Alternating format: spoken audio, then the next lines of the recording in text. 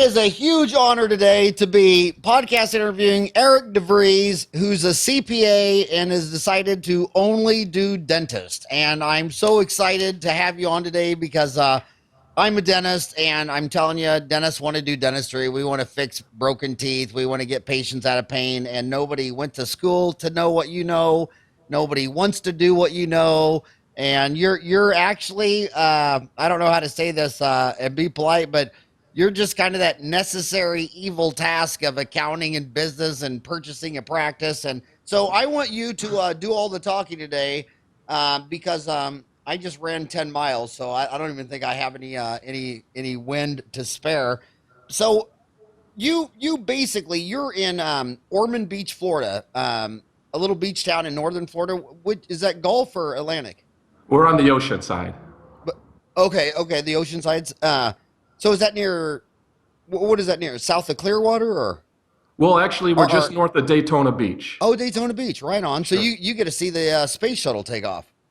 We used to. We now it's all Elon Musk and the what is it? The Dragon he's shooting in the air nowadays. Yeah, twice. I mean, the odds of this are just not even possible. But twice in the last since 1990, I was lecturing around that area where everybody said, "Okay, stop." And we all went outside in the parking lot and got to see that thing way down take off. I mean, that is just amazing. It's a pretty cool experience. So what do you like to do? What is your key customer? I mean, what kind of dentist do you like to deal with? You like old dentists selling your practice? You like young kids coming out of school? Or are you trying to find the young kid and the old guy and fix them up and do a transaction? What is it you like to do? Well, number one, we just like to help dentists in general right now.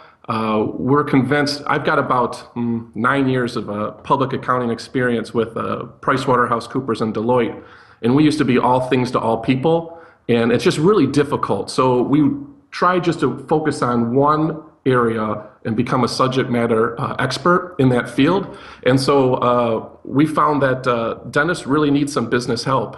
No offense, Howard, but some of the deals that I've seen put together in contracts, they really need some extra guidance. So we decided to work with these people. Some of my very close friends are dentists as well. So that kind of helped steer my ship into dentistry. And we helped two young dentists buy their first practice. And then once they got in there, they needed help building out all the processes, the technologies, and so on. And we had a lot of fun doing that. And we really did a great job. So we decided to focus on helping the dentist get in the game. There's so many questions, so much out there for buying dental practices.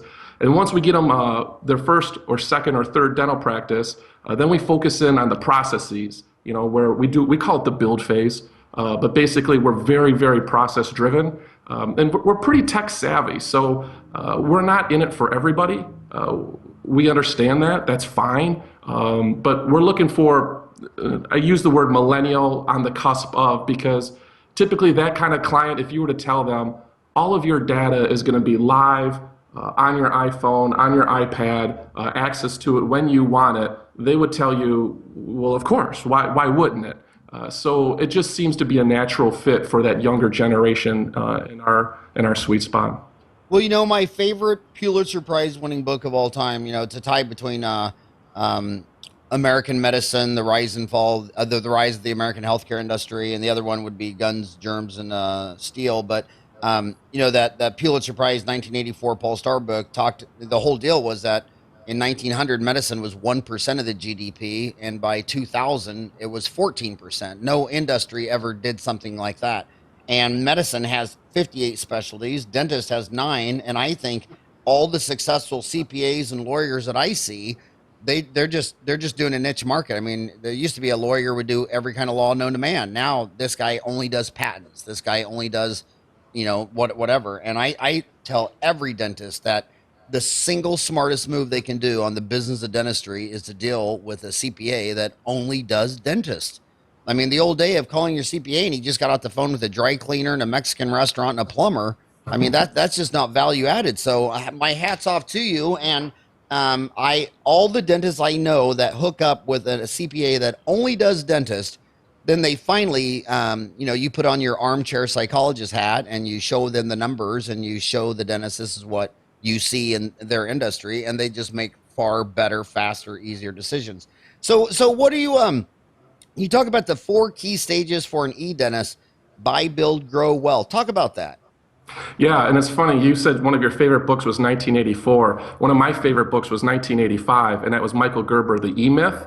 And basically, I'm sure a lot of people have read that, but it still holds true to this day, where there's the one kind of person that, in that analogy, it was the baker, she baked cakes. In our analogy, it would be the dentist, drilling and filling and doing chairside work. And then they say they want their own shingle, want their own business, and you start to realize there's all these other nuances that go into the business itself. That's where we come in, and we used e-dentist as for a reason, because we subscribe to that theory, and we kind of hold their hand through that. So basically what we do, our mission, another book that I really love is Simon Sinek's Start With Why.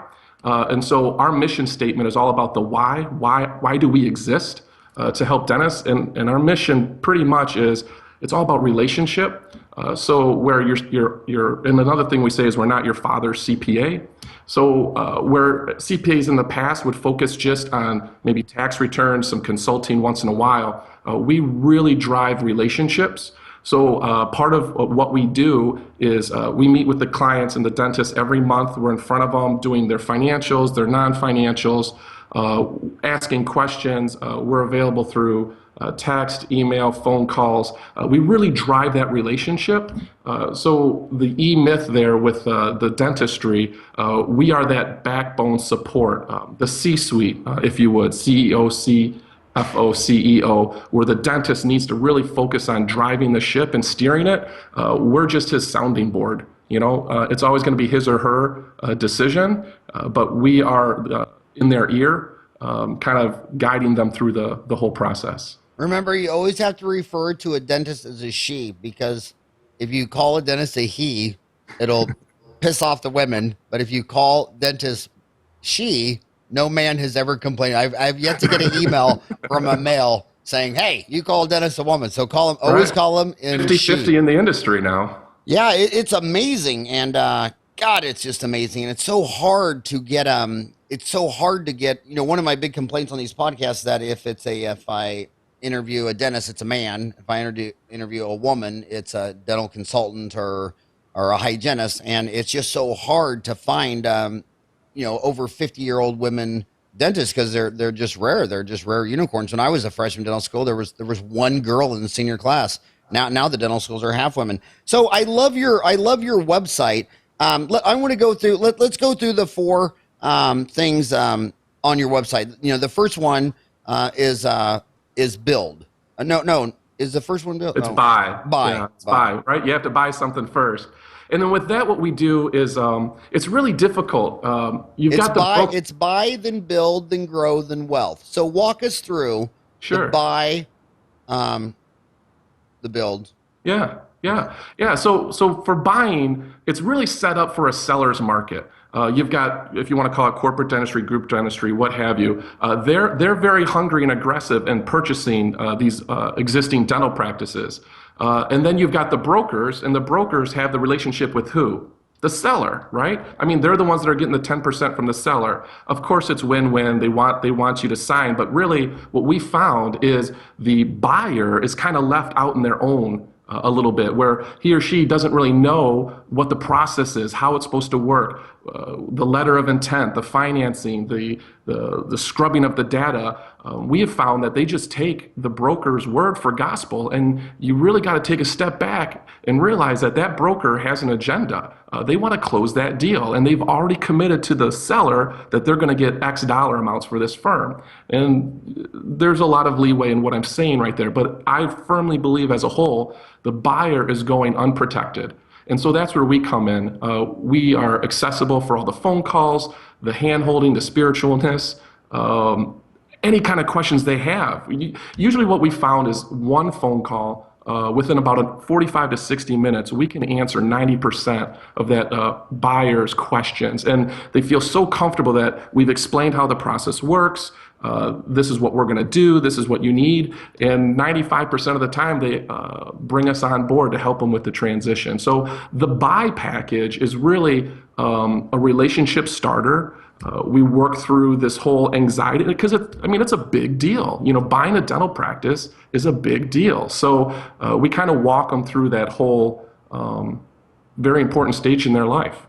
So true or false, myth, fact or fiction?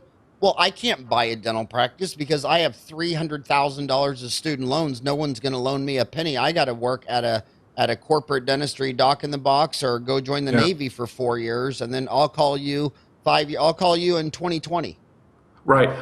It depends. I'm going to say myth because it really depends on who you are. And there's a reason, and there's a place for corporate dentistry. I get it. If you're not the E person, right, the whole e-book of dentistry, if you just want to drill and fill and go chairside and have, that type of style of life, that's okay. In fact, I'm going to put a pin in that, and we've got a place for them in the wealth bucket. But the entrepreneurial, the person that went to dental school to build something, to create something, to have a legacy, to just have worth of him or herself. I say that is a myth because number one, for financing, okay, banks love dentists. I mean, love. 1% default rate, right? So the banks will finance you, and not getting into all the numbers that go into it, but I can always find a lender to help this kid out. But what's more important is the cash flow. It is all about cash flow. So that's where you really need to not just look at the shiny object, where it's located, or the new equipment, or any of these other types of things. You really got to get down to the cash flow. And once we get that cash flow working, and we can prove time out, because there's not one person listening to this podcast that knows what cash flow means. Did you say is cash flow, is that a gram-negative facultative anaerobic bacteria that causes an oral infection? I'm sorry. Yes, you're absolutely right. So basically, it's the money you take home at the end of the day. I guess most docs know about production, right? And they know about collection. And they know that if they're an associate, it's 30, 35, 40% of production is their take home. They know all of that. In fact, that's interesting because typically what will happen, where you said myth, is it impossible for a dentist to get their own, finance their own dental practice? And the problem, they say, is they're so focused on their student debt that they need to look at the cash flow, which is the net. So let me back up on that. You asked me specifically, help me out, Howard. I got derailed there. Can they get financing?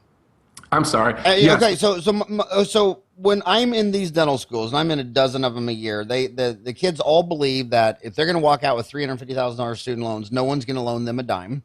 Yeah. And I know from talking to experts like you that that's just not true.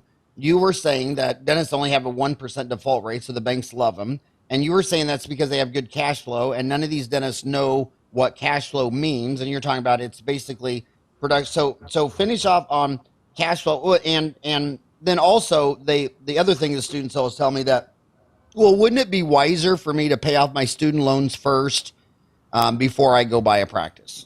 Right. And the trick with that is I say no, because banks love you, right? And they're going to give you a loan at over 10 years, 4.5%. And you look at what you're taking home on that, you're going to get what, 125, 150 if you go to associates. You can pull out 250 if you do your own thing. And we can walk through the numbers, but it's night and day difference. But really what it comes down to is, who are you? Are you an entrepreneur, or are you somebody that just wants to be a W-2? Once we figure out that you're an entrepreneur, we can figure out the math to find you a practice that will cash flow. And again, cash flow is the doctor benefit, the take home. Okay, so basically what you're seeing is, if I come out of dental school and I go become an associate for somebody else, whether that's an individual dentist or a group practice or corporate, that they're going to make about 125. And you're saying if they're an entrepreneur and they own their own business, they're going to make 225. Is that about what you're seeing? Oh, more than that, actually. Well, it just depends on the numbers. Basically, what we do with the when they come through, here's a simple scenario. And on this point, typically the kids think smaller, like they're concerned with that 300,000 student debt. They only want to buy a practice that's about 350 or 400, because in their mind they think that would work. But in theory, again, I use the word cash flow. The very bottom number, when you include debt service, the student loans, and their take home, it doesn't work. They have to go bigger. So what I do is I say, look, what do you produce, right? Like, what's comfortable for you? You know, do you produce 2,500, 3,000 a day? Okay, fine. So let's say you produce 3,000 a day. You produce 3,000 a day. Let's say you take 2 months off. So you're working, what, 44 weeks a year times 4 days. That's pretty comfortable. 176 days times the 3,000. That's about $528,000 of production. You save $528,000 of production, and usually if on a general practice you want to have a hygiene for a third, that's $176,000. So you told me, young dentist, that you can produce $3,000 a day. You should be looking at something about $700,000 for a practice on a comfortable basis, not the $400,000.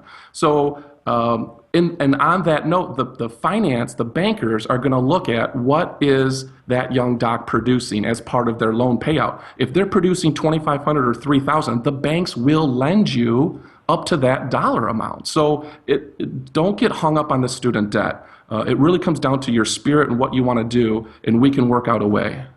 Yeah, and it all comes back to, they don't know the three basic understandings of accounting. They don't know what a statement of cash flow is. They don't know they've heard of a statement of income, a P&L, when they're trying to figure their taxes. They know what a balance sheet is, if they own a house, what their equity is, what their liabilities is. But they don't understand the cash flow, because the biggest mistake I see is, when they go buy a house, they know that if they buy $100,000 home and they hold it for a year and sell it, they're selling a $100,000 home. Well, if they buy a $200,000 home, when they go to sell it, they're selling a $200,000 home. And if they go buy a $300,000 home, when they sell it, so that's the way a cash flow is. So they always think they're saving money by buying a very small home. And it's like, well, if you're a Mormon dentist and you have $400,000 student loans, you already have 2 kids walking and 1 in the oven, why did you buy a $100,000 home with a little cash flow?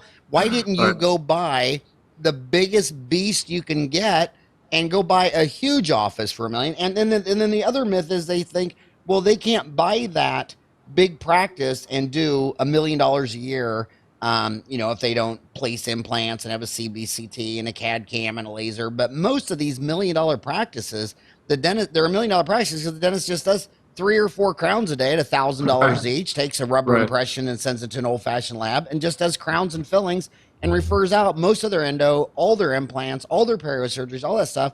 Then you can go buy a big $1 million practice by some old fart like me, and they're just doing crowns and fillings and checking 2 hygienists an hour. And so that's why I am just so happy that I get a guest on today like you to tell them the other side. So I want you to do this. You got a bunch of kids listening, and I agree that I believe 50-year-old guys like me do not fully understand how millennials think.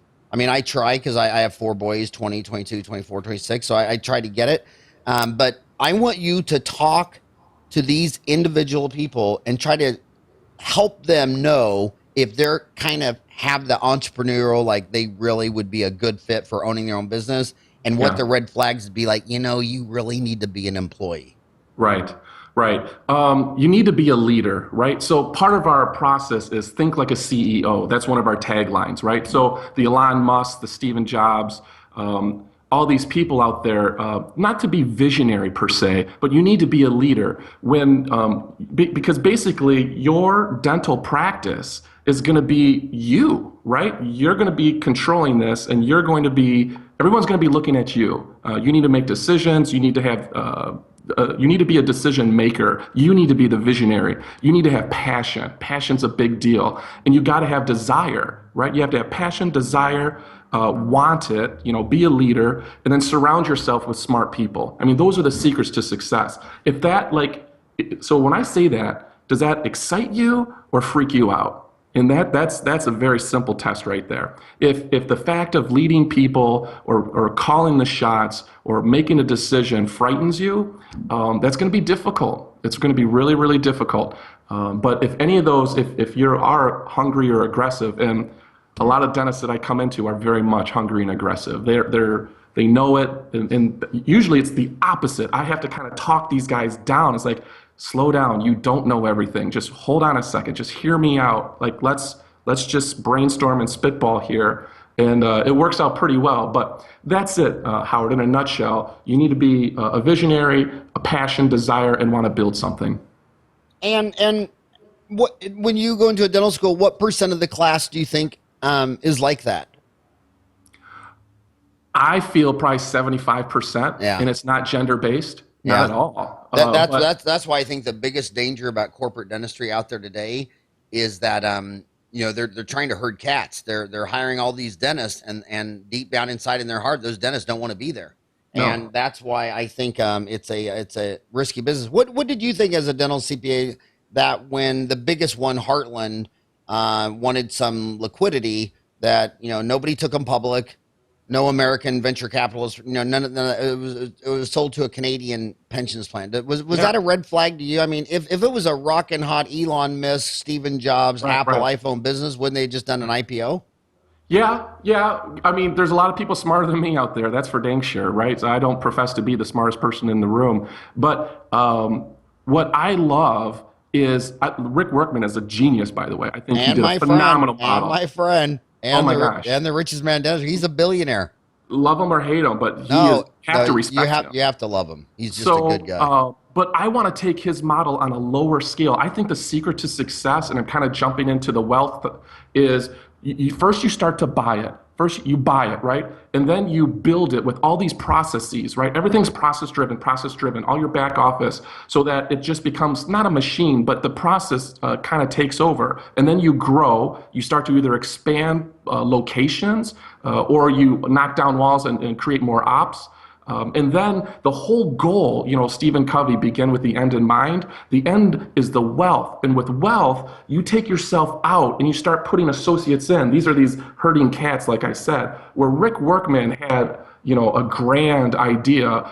I feel the real wealth is back down at the entrepreneurial doctor, and have him or her have 4 or 5 offices or whatever, and then they can step out and run it like a CEO. That's where I think the real bang is going to be in the future. The Rick Workman's, having a pension plan buy him out. I don't think everybody was on board with it being so big. I get it, the Sam Walton and the Walmarts, but I don't think he had complete buy-in. The other thing I can't believe is all these older guys that want to sell their practice. Okay, so when you sell your practice, you're going to have to give a big chunk of that, probably 38% to the feds. And then where are you going to put your money when you could have had this, what are you going to buy? A restaurant? You had this dental business with margins unheard of on the S&P 500. The average profit margin, on the S&P 500 is 5%. And any idiot dentist can do that. I mean, double that, triple that. If you even take away the cost of the associate employee, I mean, anybody could make 10%. So any dentist could net 10% on a dental office they own that's ran by associate dentists. So you just doubled the S&P 500 average.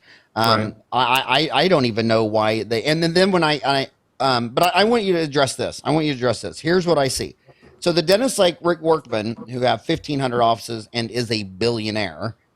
He hasn't fixed a tooth in 20 years. Then you got the other guy, Steve Thorne, who I love and adore, Pacific Dental Services. And his dad was a dentist, and he thought, why the hell should I go to 8 years of college to be a dentist when you can hire one in 8 minutes? And he owns 500 offices. So the E-Myth book that you talked about was talking about that if you spend all your time making hamburgers, fries, and Cokes, you never work on your business. You work in your business and never go anywhere. You have a job. And all the people like Ray Kroc, who went from 0 to 20,000 McDonald's before he died, they never spent a day making Big Macs, fries, and Cokes. They worked all day on the business. So talk about the that's where you come in. You're gonna work with this guy on the business. You're not gonna get in there and start mixing up and doing a root canal with them and helping them pull out a wisdom teeth. So talk about how a dentist should work on the business and not in the business. Yeah, for sure. And that's that whole CEO mindset, right? It's a paradigm, right? So I get it. Like you went to dental school, you're excited about practicing and that, but you have this golden goose in front of you that can lay these eggs. And so what you need to do is take care of that goose. You know, Zig Ziglar talks about the cow and how the young girl had this $150,000 car or $150,000 cow, and how would you treat it? You know, you treat it like a machine, you take care of it. Your dental practice is the same thing. Like you need to take care of this dental practice and you need to run it with processes so that you can get removed out and work on your business. You're looking at reports, you're looking at patient care, you're looking at customer service satisfaction, you're looking at phone call acceptance. You're working on your business, right? That's the goal. It's a transition because at first you're excited you're doing chairside, but as you get older, as you get more experience, you need to work through that to set up your processes so that you can work again on your business. Where we come in with that, that's in the build, right? That's that second build phase.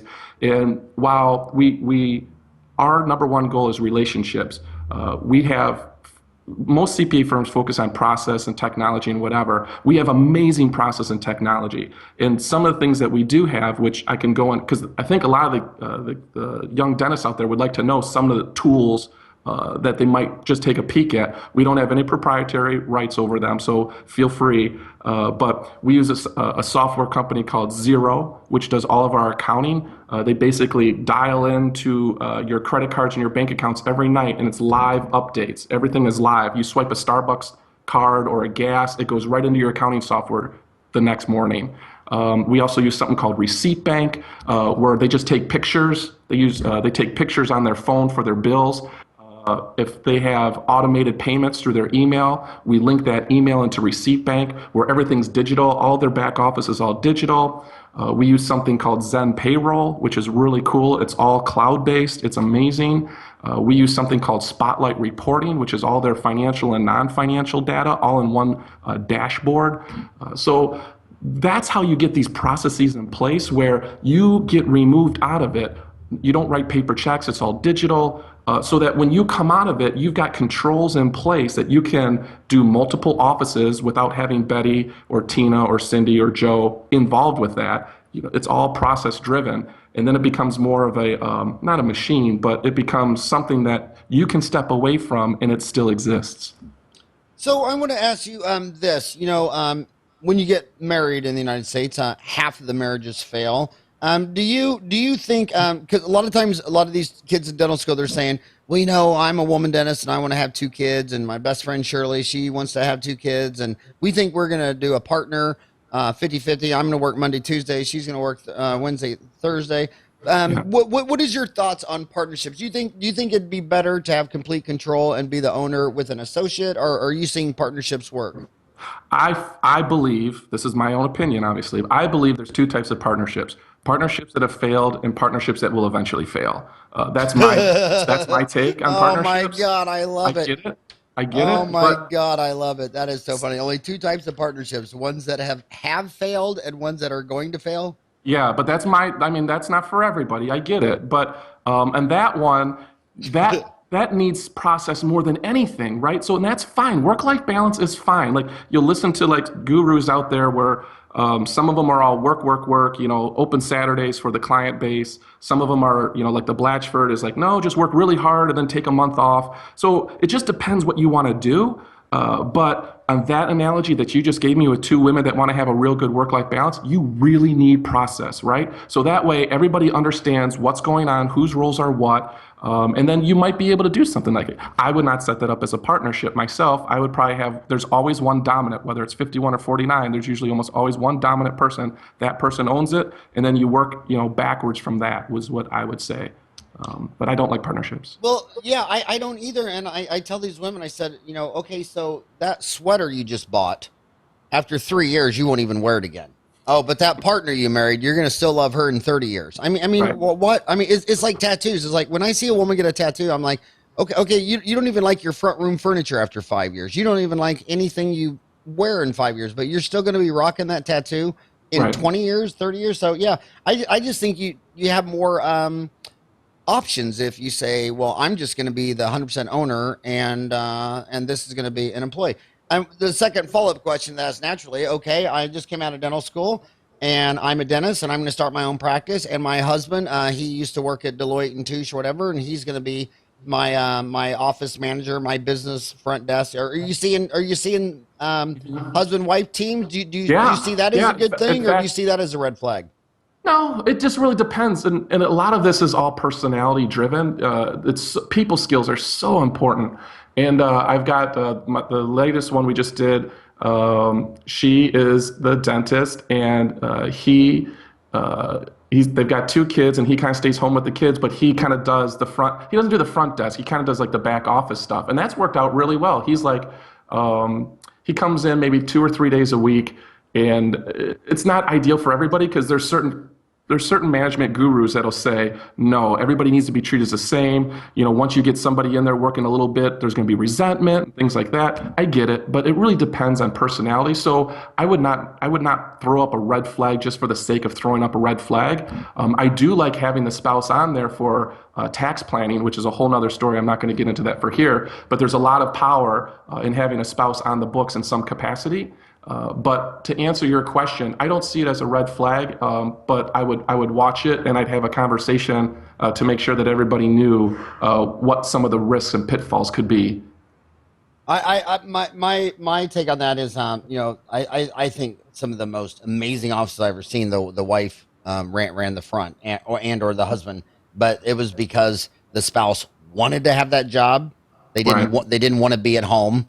Number right, two, they wanted that job. Number two, they could get hired at another dental office that day somewhere else.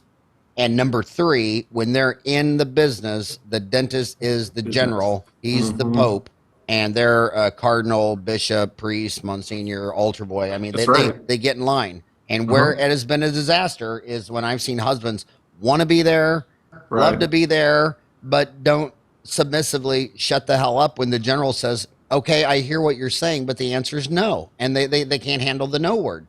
There needs to And be a CEO. There yeah, needs to be the there has general in chief. yeah. Okay, so let's go back to basics though, because I know these docs are sitting there thinking, okay, you said zero accounting, you said bank, you said Zen Yeah. payroll.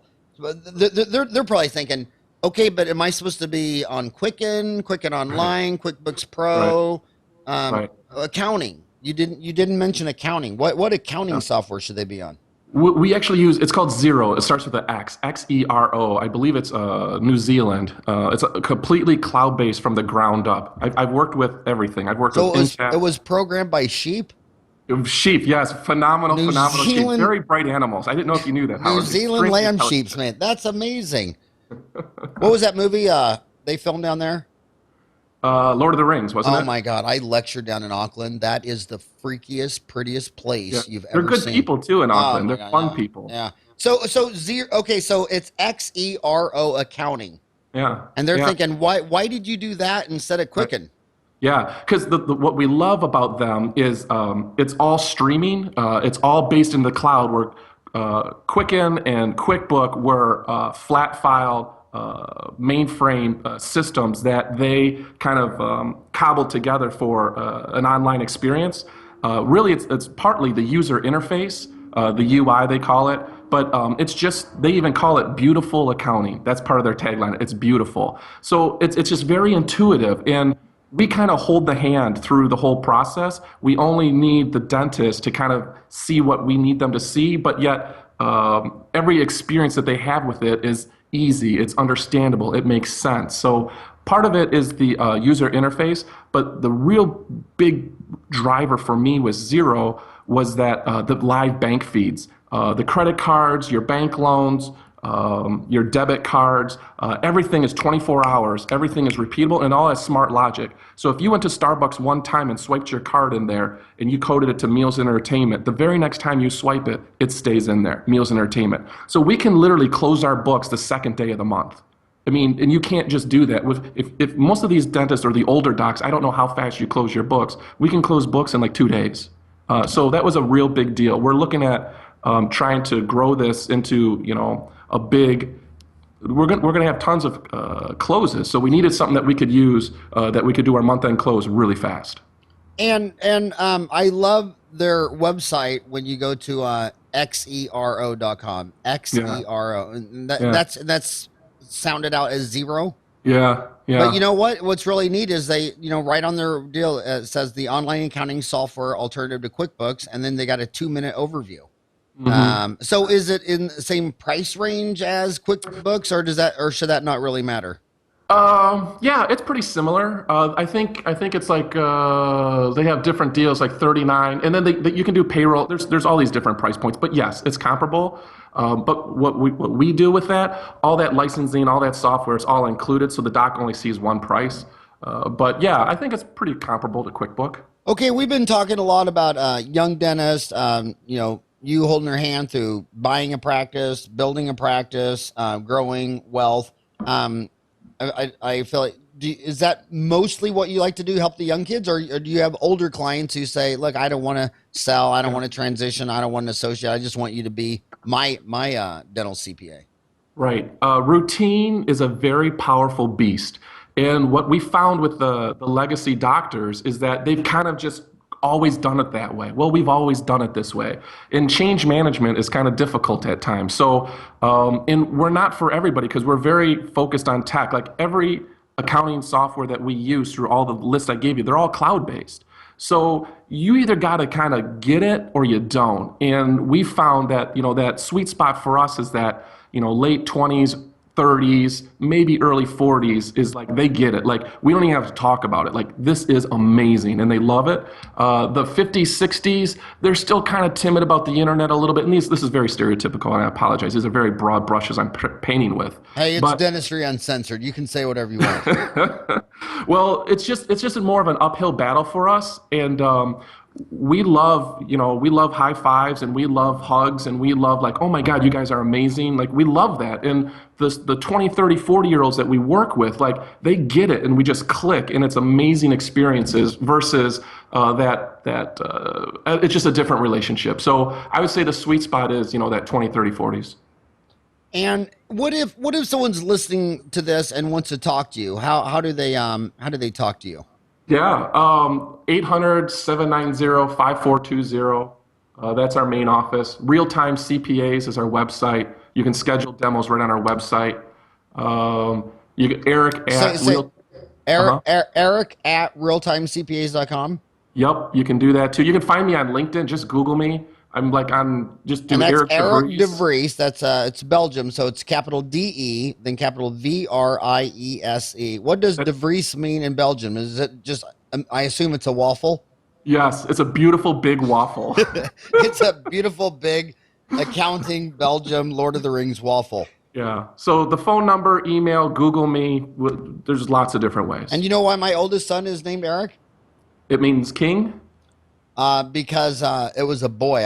When I got married, I wanted one little girl named Megan or Erica, and Okay. Erica was first, and it had it turned out that it was not a woman, so I didn't know how to Does convert Megan to a boy's name, so Erica just turned into be Eric. does he So love his name? he does love his name, and Yeah. I Does always he? tell him, I said, you've been letting me down since the instant I first saw you, and That's great. he's a great kid. So what do you think of the I want you to address the sky is falling. I've Hmm. been doing this 28 years. So when I came out in 87, there was dental capitation. Instead of sending the insurance claim and then paying 100% for clean exams or 80% for fillings or half for crowns and root canals, they were just going to start sending me $10 a month per person, and I had to assume all the risk, and then that went nowhere. The orthodontist saw Orthodontic Centers of America, and they all believed they were going to be working at Walgreens and make orthos, and that totally disappeared. So, I've come to the conclusion that whether it's religion or the economy, in stocks, about 10% of all the stock people always think a crash is around the corner and we're all going to die bankrupt. In religion, at least 10% of all my mom's Catholic friends always have the date on when the end of the world is. So some, so some people in dentistry, they just come out and they just have really bad attitudes that this industry is going to hell in a handbasket. How do you see it? A couple things on that. One, I'm reminded again of Zig Ziglar, where he says the media has accurately depicted 18 of the last two recessions. So take a deep breath, all right? Take a deep Yeah. breath, number one. And then let's think about this logically, right? Let's use our brain for a second. Number one, uh, banks are giving you money hand over fist, right? They are lining up. I'm not joking. I'm not joking. They are lining up to give you money. Not the veterinarian, not the ophthalmologist, not the CPAs, unfortunately, either. Dentists. So what do they know that you don't know? Number one. Actually, that'd be number two. And then number three, when interest rates were so low, right? All this money was sitting on the sidelines, right? Where did it, well, it went a lot of places, but where was one of the big places it went? It went into dentistry. This corporate dentistry just happened, I mean, it's happened before, but this huge push, that tipping point, right? Malcolm Gladwell, the tipping point happened when all this money was sitting on the sidelines and say, where can I get 15 to 20%? Okay. It went to dentistry. All right. So take a deep breath. You've picked a phenomenal career choice.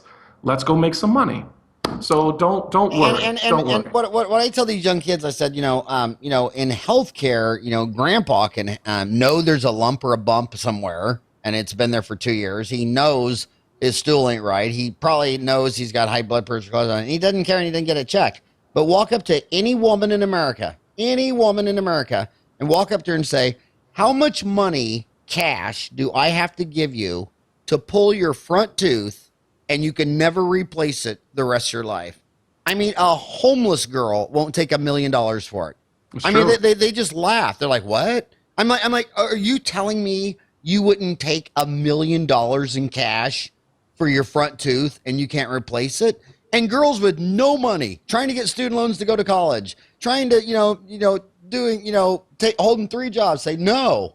It's like, are you kidding me? You wouldn't take $1 million and you're not bullish on dentistry? I mean, dentistry is the juncture between healthcare and hair, nails, teeth, fashion, Victoria's Secret, supermodel stuff. And these women, I mean, I saw it in the 2008 recession. I saw it where dad would come in and I said, okay, well, that tooth needs a root canal, billet, and crown. And he'd say, screw it, pull it.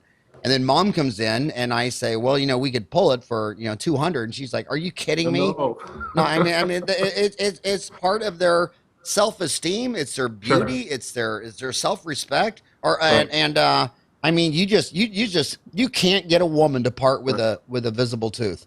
And it's funny too, on that same note, I've got one dentist and I love what he said. He says, I don't compete with other dentists. You know what I compete with? I compete with Cadillacs, trips, and things like that, because my purchase is like, what do you want to do? Do you want to take a trip or do you want to make yourself beautiful for the rest of your life? Like, so in that point is like, it's borderline recession proof. I mean, there is always going to be a need for good dentists. I want to ask you another specific question about buying a practice. If you got a selling dentist that's got the average dental offices, what's the average supposed to be doing now? $500,000 in revenue, $500,000 in production?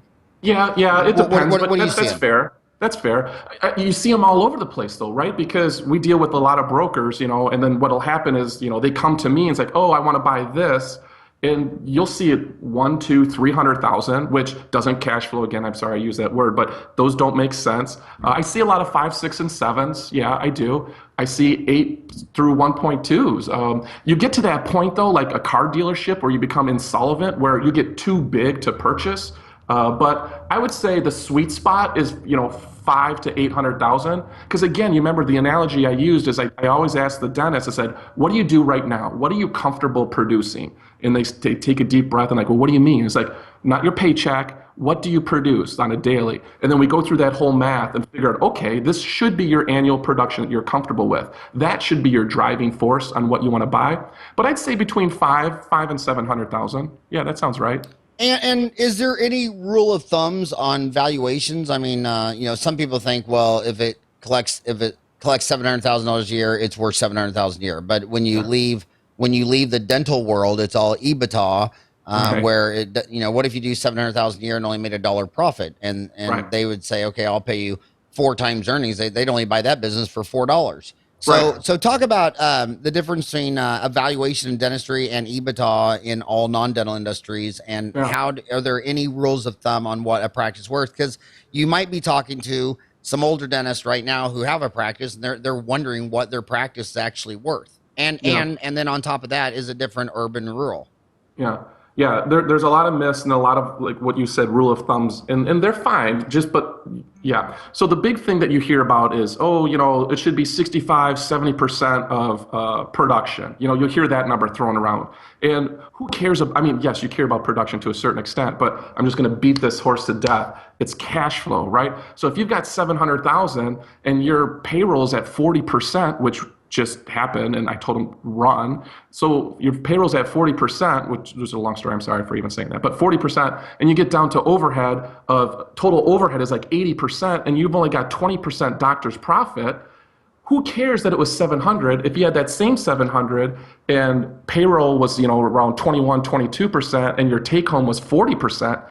They're both the same, but one's giving you 20 cents on the dollar and one's giving you 40 cents on the dollar. That's what matters. That's what you should be focusing on. So for the people that say, a high level mark of 65 cents, on production, I don't really subscribe to that. I'm more down low. I would look at what the net cash flow is. And again, I'll explain that.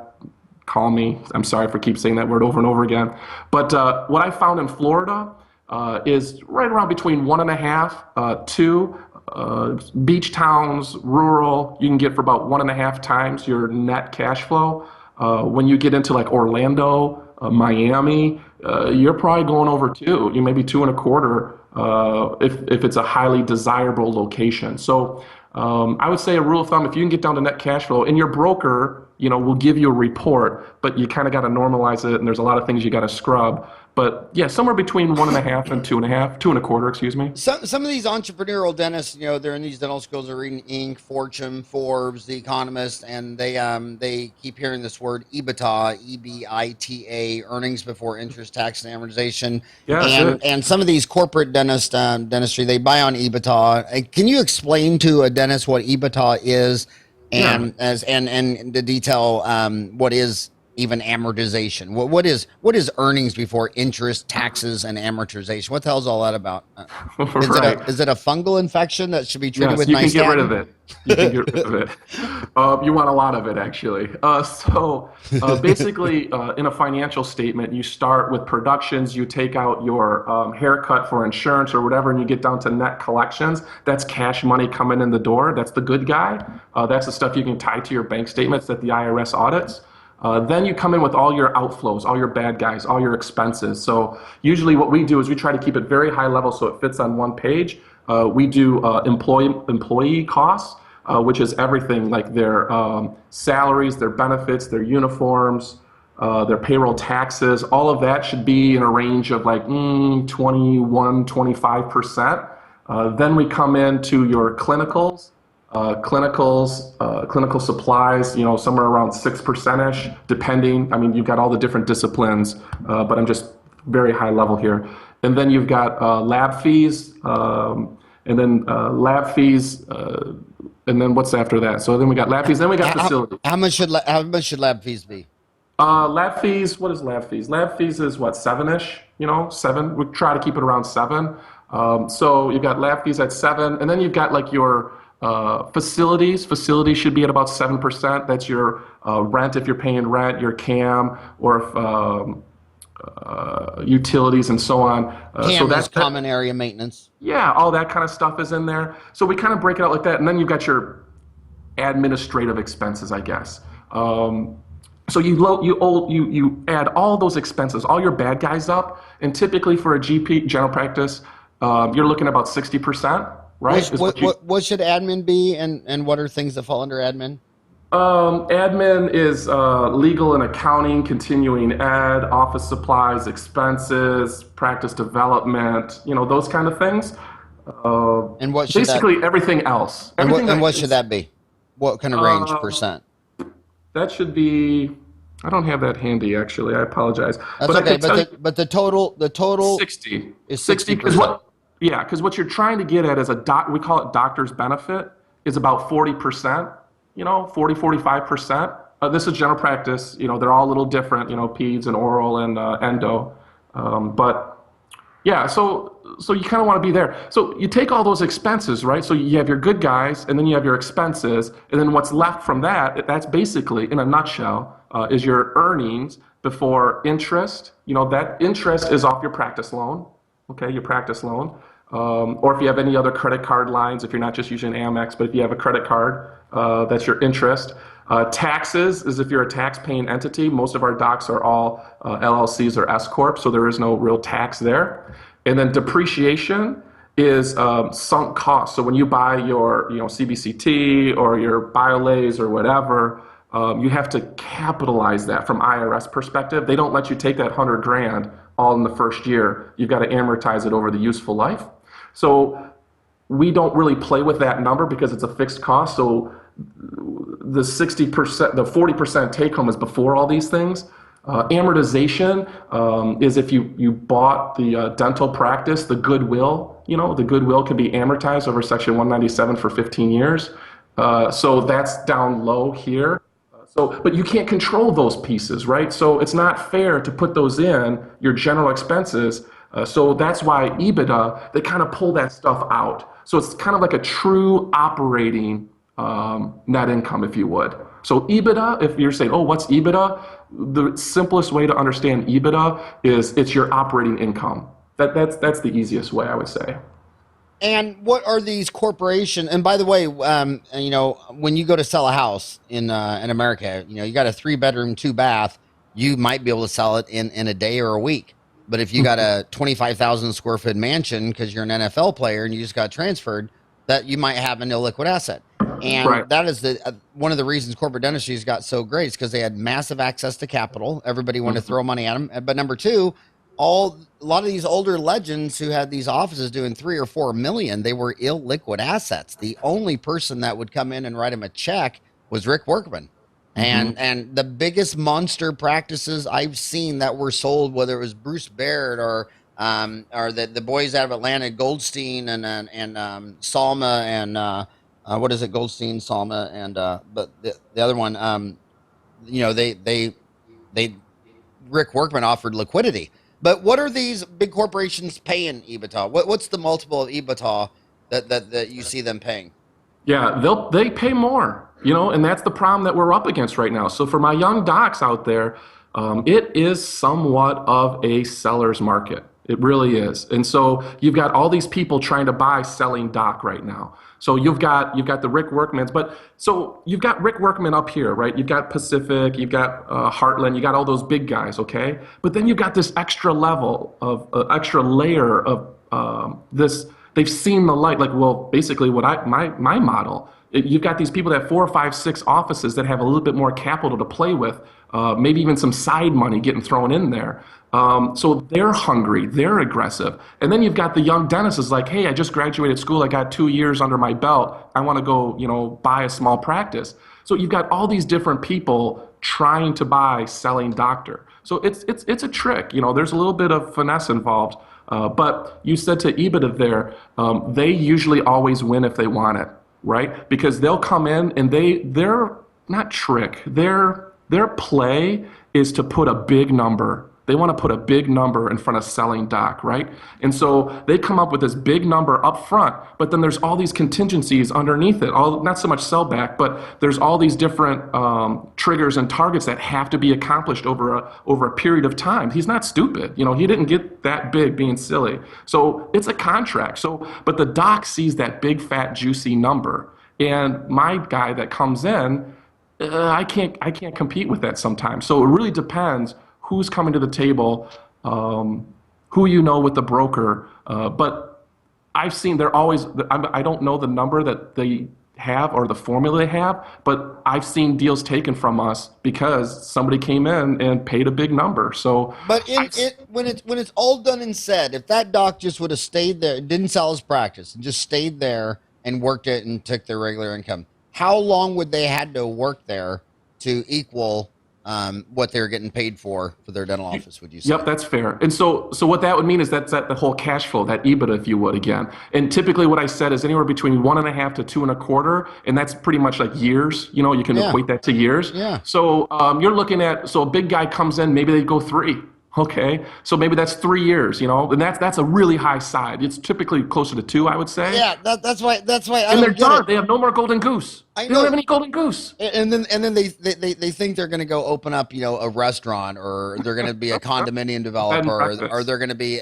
a bed and breakfast. I heard that one here in Arizona, a friend of mine in this zip code, this very zip code 8504. I mean, it's delusional. It's like, even if you had a bed and breakfast, you wouldn't sell that for 2 years income. I mean, why No. don't you just put on an And what the entrepreneur hell do you hat? know about a bed and breakfast? I know. I Right? mean, well, I know a lot about bed and breakfast because I'm fat, lazy, and love to lay in bed and eat bacon sandwiches. But seriously, I mean, I don't see the alternative place of where you'd want to put your money in capital. I mean, you're a dentist. You've been doing this 10, 20, 30, 40 years, and I love working with the kids. I mean, I love going into my office and talking to, these kids, and they're bright-eyed and they're bushy-tailed, and they're, the whole world is their oyster, and it's so lucrative, and you make money, and I don't get it. So you're an amazing guy. um Anything else you want to close on? We're at the 55-minute mark. I only get you for 5 minutes now to close. What's your close? I want you to close this. You're talking to thousands of dentists. They're all individuals. Most of them are commuting to work right now, and they're going to get to work in 5 minutes. And I believe that consultants have perfect client customers, and they have rotten customers, just like patients. We have patients we like. Some dentists really want to treat a kid. Some really want to do a root canal. Talk to these dentists of who would be the perfect match to call Eric, the Belgian waffle.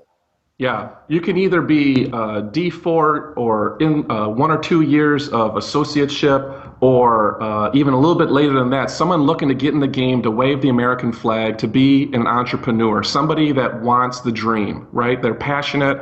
They know there's something more. Maybe corporate dentistry got in there, and they went for a year or two, got some production under their belt, and they're realizing that this is not what I want. I want something more. I know there's more out there, but they're not scared, but they just don't understand how it works, how I make it happen. I don't understand the process. That's the person. If he or she could just call me 60 minutes, I'm telling you, 90% of your answers, we can get those all blasted out. It's free of charge. I don't charge. And again, we're all about relationships. So let me help you, because it's all paying it forward. When that person understands the process, then they tell that person the process, because there's more. There's something else out there besides a W-2 working for corporate dentistry. That's my person. All right, buddy. Well, I think you're an amazing man. I called you. You didn't call me. Thank you for all that you're doing for dentistry. Thanks for obviously you can smell the passion that you have for helping these kids wave the American flag and grow their own business and be a visionary leader. Last overtime question, since I still got another minute out of you. What if this girl's driving to work and she's sitting there thinking, I want to do it. I want to own my own place. I have the vision. But you know what? I don't know if I'm a leader. I mean, my mom was a stay-at-home mom. My dad worked the line at GM. I mean, is there anything she can read, watch, go to help her be a better leader? Dental Town, of course, right? I mean, please, seriously. And by the way, thank you for building that. What a great forum for everybody to hang out and express themselves. But yeah, there is. The smartest man or smartest person is the one that knows to surround themselves with people smarter than themselves, or at least in different areas, right? We don't know everything. So you don't have to be the leader visionary per se. You just have to understand to bring in people to help you do what you need to do. So don't feel like you have to go alone. That's your line there. But don't feel like you're in it by yourself. You have so many people that want to help you succeed, and that's no joke. There's so many people that want to help you be a winner. So please rethink that and make it happen. At least investigate. And I'll give you my Eric. I'll tell you my version of how I see myself. What I think a leader is. A leader to me is when you go. So long story short, so my mom, I felt sorry for her when I was little because my dad wouldn't go to the opera. She always got season tickets to the symphony, and it was one a month during the school season. It was nine symphonies a month, and my dad would rather hang himself than go to a symphony. And none of my five sisters would go, but I felt sorry for my mom, so I was like, I'll go, and I'd put on my Sunday suit and all that stuff. And but that's kind of where my vision of a businessman took off, because the conductor has it back to all the customers and the patients and and everybody paying money. And the conductor didn't go learn how to play a violin and a cello. He just found the best people out there. And I always thought, watching those 70s on my mother, that's a true businessman. That I don't. If I need the CPA advice, I'm not going to go to CPA school. I'm going to find the best CPA. If I need to find someone to play a piano, I'm not going to take piano lessons. I'm going to find the best pianist. And you just, all I'm doing every day is I'm just a conductor for 55 employees that just knock it all out of the park. My back is to all my patients and customers. And if you don't believe in delegating, Ray Kroc, the founder of McDonald's, is dead, and 40,000 McDonald's don't need him. Sam Walton's dead, and they don't need him. And I'll tell you what, my business does not blink if I'm on a 2-week cruise in the Arctic Circle. I mean, I don't have to be there. In fact, at this point, I don't have to be alive. Yes, well, you do, number one. But yes, it's all about process, right? And that's the bottom line, is be smart enough to instill process, and you'll be fine. You'll be fine. You'll be fine. Like, yeah, go out there and be a damn conductor and call Eric. He said the call is free. Eric, slowly, what is that number again? 1-800-790-5420. Okay. Well, Eric, I'll tell you, seriously, dude, I called you. You didn't call me. Thank you so much for spending an hour with me today. I had a blast. I had a great time. Thank you, Howard. All right, buddy. Take care. All right. Bye-bye.